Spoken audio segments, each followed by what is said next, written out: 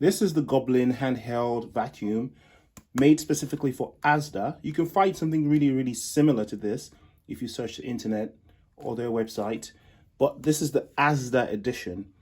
And I'm going to show you how well it works or doesn't work in a minute, but let's just quickly go over the specifications. First of all, this isn't the whole thing. This is just the top of the vacuum cleaner. So if I pop that open, you can see that that's just the fan and the filter.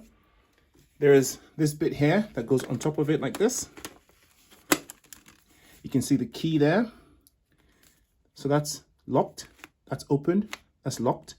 That is quite flimsy because it's not very secure. There's no lock to it. So while you're using it, that could accidentally happen. So you have to be careful. I learned that the hard way. Okay, so it is USB chargeable, which is what I like about it. It's very convenient. The USB charger is here. I haven't actually tested if it can be used while plugged into USB. I'm going to do that live here today. If you keep watching, it would be the first time I would have tried it actually. So that's awesome. It's got, that's the battery indicator. It's got those 3 lights. And as the battery depletes, the number of lights that are turned on, the LEDs, go down as expected. It's a pretty simple vacuum. Basically, it comes with just this one bit here with a little brush. You can alternate between that. So if you press this bit here, you can alternate between this and the brush. This is for picking up stuff, I guess, on carpet and on fabric. Whereas that is to use the brush with, I guess.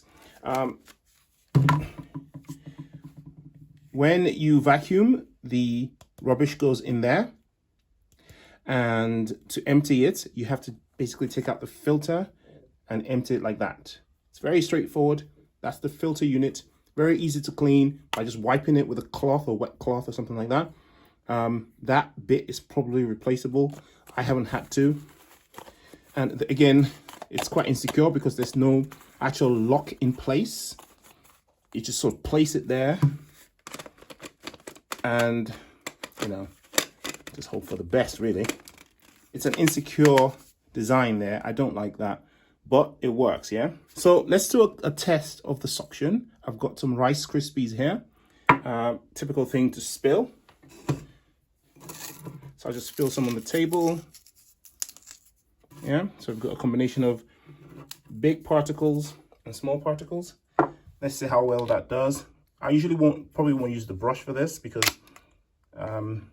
it's got big particles. I don't want them to get stuck in the brush. But actually, well, let's use the brush. Okay, here we go.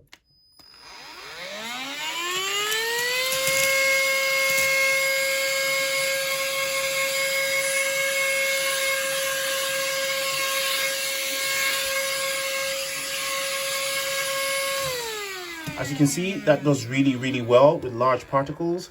You can see that the Rice Krispies are now in here. So to empty that again, I just sort of pop that open and pull out the filter and throw that out, right? So time for that live test I was talking about. Does it work with the USB connected? So I'm going to connect a power bank to it. I guess I will answer another question. Does it charge off power banks? We shall see. I don't see any reason why not. It's just a standard battery. As you can see, it's charging because that's connected now, yeah? Will it work? It doesn't work. You'd have to take it out for it to work. Okay, that answers that question. So finally, I want to talk about how good this is to use as a car vacuum. I wouldn't recommend it as a car vacuum, to be honest. While it does a really good job on the seats and on the dashboard, it doesn't do that well in the crevices and the corners, you know, and on the carpet where you really need to get in there and you need a more powerful vacuum cleaner. So yes, I do use this for my car and it does the surface stuff, makes the car look presentable, you know, when I have an emergency spill, but you need a more powerful vacuum. It doesn't do liquids and it's for indoor use only. So don't use this on wet surfaces. All right, that's it.